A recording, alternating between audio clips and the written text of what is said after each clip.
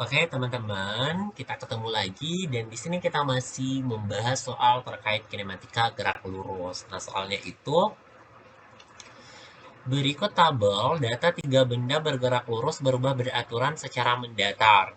Nah, ini disajikan data ya. Jika percepatan ketiga benda sama, maka besar PQ secara berurutan adalah berapa? Oke, jadi berdasarkan informasi pada soal, kecepatan percepatan bendanya ini sama ya. Jadi kita sebut A1, A2 itu sama dengan A3. Kita simbolkan saja dia dengan A.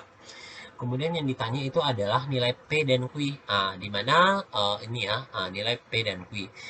P dan Q. Di mana P sendiri itu, jadi ini P itu tidak lain adalah kecepatan awal 2 dan Q itu adalah kecepatan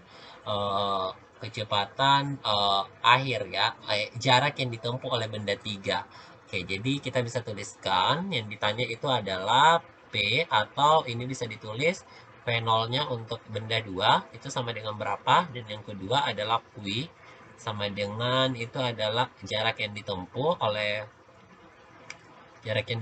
benda 3. Nah, itu sama dengan gitu. Nah, jadi yang pertama yang harus kita lakukan adalah kita tentukan dulu kira-kira berapa percepatannya. Untuk percepatan benda ini, kita bisa cari melalui benda satu karena data-data untuk benda satu itu diketahui semua. Oke, jadi kita cari dulu percepatannya lewat benda satu ya. Oke, jadi benda yang pertama, benda satu. Nah, benda satu itu kita tahu A-nya ya. Jadi kita bisa cari percepatannya ya. Nah, di mana V0-nya untuk benda satu itu 10 meter per second. Kemudian VT-nya itu 20 meter per second. Untuk T sama dengan 5 second. Dan jarak yang ditempuh adalah 75 meter. Nah, kita pakai persamaan ini aja ya untuk menentukannya. Kalian saja A itu bisa VT dikurang V0 dibagi dengan T.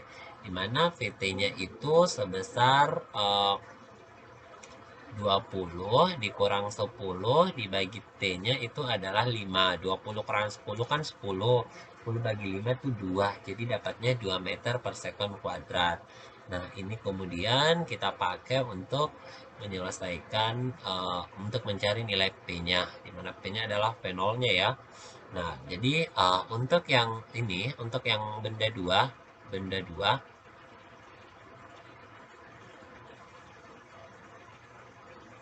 oke, untuk di benda 2 itu kita tahu bahwa kecepatan akhirnya VT-nya itu sama dengan 30.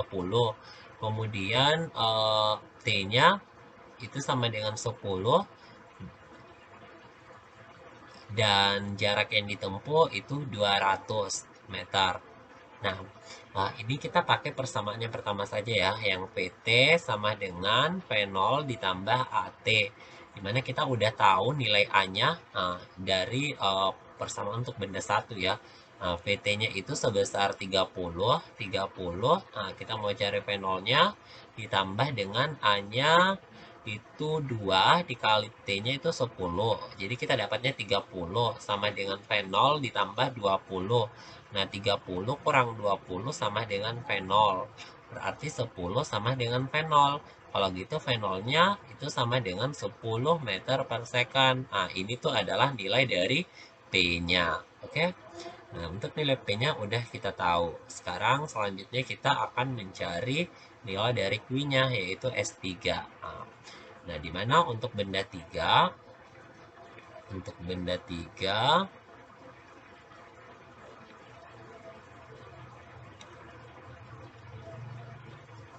oke, jadi untuk yang benda 3 kita tahu V0-nya itu sama dengan 20, VT-nya itu sama dengan 28, dan T-nya itu sama dengan 4.